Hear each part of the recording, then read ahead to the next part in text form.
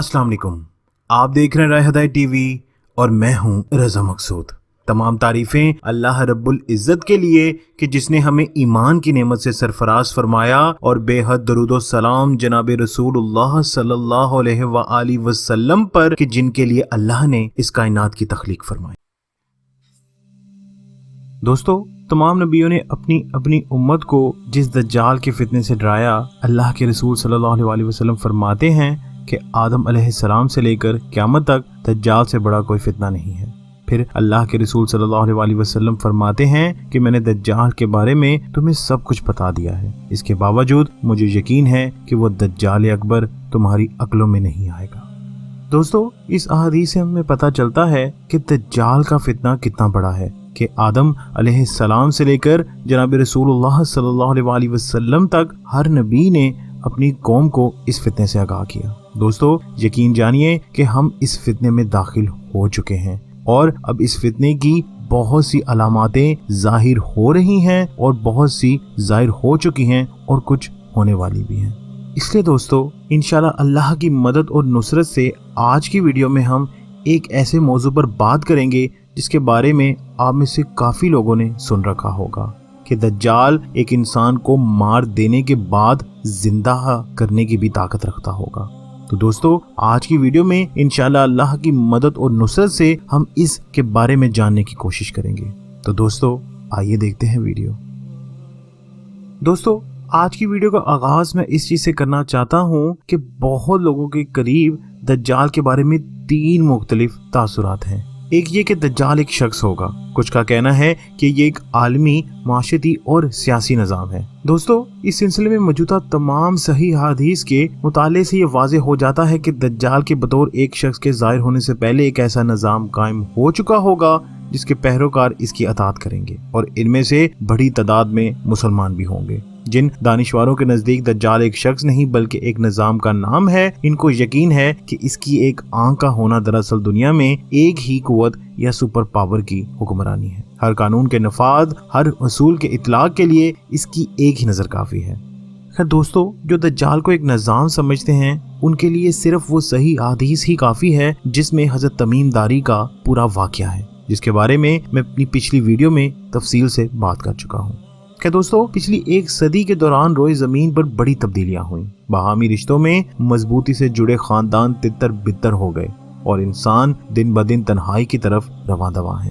इस निज़ाम में जिंदगी की मसरूफियात, इंसान का आराम, सुकून, चैन और जिक्र का वक़्त, इबादत के अक़वात, खुशियों की घड़ियां, एक दूसरों के साथ अपने अहले खाना और दोस्तों के साथ गुजारा गया वक़्त सब ख्वाब ख्याल हो गया है। तन्हा काम करने के वक़्त बढ़ गए हैं। एक दूसरे से मिलने और साथ वक़्त गुजारने से ज्यादा टीवी या मोबाइल पर गुजारा जाता है और तसव्वुर आम हो रहा है, खुसूसन नई नस्ल में, कि शायद मुआशरा हमेशा से ही ऐसा चल रहा है। इंसान पहले से कई ज्यादा काम करने पर मजबूर है और आज़ादी की तहरीकियों के जरिए ख़वातीन को भी एक मजबूत घरेलू निज़ाम के क़याम से कोसों दूर निकाल कर दौलत की इस दौड़ में छोड़ दिया गया है। दोस्तों, इस निज़ाम की सबसे बड़ी कुव्वत इसमें दाखिल होने का रास्ता तो है, मगर इसे वापसी का रास्ता कोई नहीं है। अब इंसान हर वो शय चाहता है जिसकी जरूरत इससे पहले कभी नहीं थी और बहुतों को अब भी जरूरत नहीं है, लेकिन चूंकि दूसरे इसको हासिल करते हैं इसलिए ये भी इसकी ख्वाहिश बन जाती है। अगर इसकी जेब में पैसा नहीं तो क्रेडिट कार्ड इसकी जेब में डालकर इसे एक नए जंगल में फंसा दिया जाता है।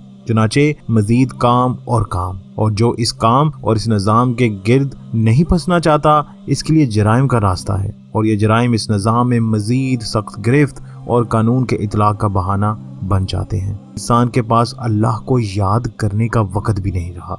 हर शख्स कब कहाँ पैदा हुआ, कैसे रहता है, क्या करता है, कहाँ आता जाता है, हर मालूमात का रिकॉर्ड है। दोस्तों, हम कह सकते हैं कि एक मकड़ी का जाला है जो हर तरफ से घेर रहा है। यही वो निज़ाम है जिसके फितने से खुद जनाब रसूलुल्लाह सल्लल्लाहु अलैहि वसल्लम ने पनाह मांगी थी।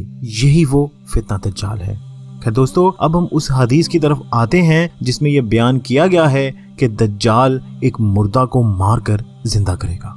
दोस्तों बुखारी शरीफ में हदीस है कि हज़रत अबू सईद रज़ी ताला अन्हो से बयान फरमाया कि एक रोज हमारे सामने रसूलुल्लाह सल्लल्लाहु अलैहि वसल्लम ने दज्जाल के मुतल्लिक एक लंबा किस्सा बयान फरमाया। जो कुछ आप सल्लल्लाहु अलैहि वसल्लम ने बयान फरमाया इसमें यह था कि दज्जाल आ जाएगा और इस पर मदीना की सरजमीन में दाखिल होना हराम कर दिया गया है। बस वो एक रेत वाली जमीन में उतरेगा जो मदीना के करीब है। इस दिन एक आदमी जो मदीना वाले लोगों में सबसे अच्छा होगा इसके पास जाएगा और कहेगा, मैं गवाही देता हूँ कि तू वही दज्जाल है जिसका जिक्र रसूलुल्लाह सल्लल्लाहु अलैहि वसल्लम ने हमारे पास किया। दज्जाल अपने लोगों से कहेगा, तुम्हारा क्या ख्याल है, अगर मैं इस शख्स को कत्ल कर डालूं और फिर इसे जिंदा कर दूं, क्या तुम मेरे मामले में भी शक करोगे? वो कहेंगे नहीं। फिर दज्जाल इस नेक आदमी को कत्ल करेगा और फिर इसे जिंदा कर देगा।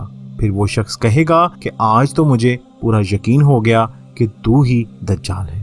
फिर दज्जाल इसे मार डालना चाहेगा तो इसे इसके मारने पर कुर्दत हासिल ना होगी, यानी वो इसे मार नहीं सकेगा। क्या दोस्तों इसके अलावा एक और हदीस में आता है कि दज्जाल के साथ कुछ शयातीन होंगे जो मुर्दों की सी शक्ल बनाकर जिंदों से कहेंगे कि मुझे तुम पहचानते हो, मैं तुम्हारा भाई या तुम्हारा बाप या तुम्हारा फलां रिश्तेदार हूँ, क्या तुम नहीं जानते कि हम मर चुके हैं। दोस्तों एक और जगह आता है कि फिर वो कहेंगे कि तुम इस पर ईमान ले आओ, ये सही खुदा है।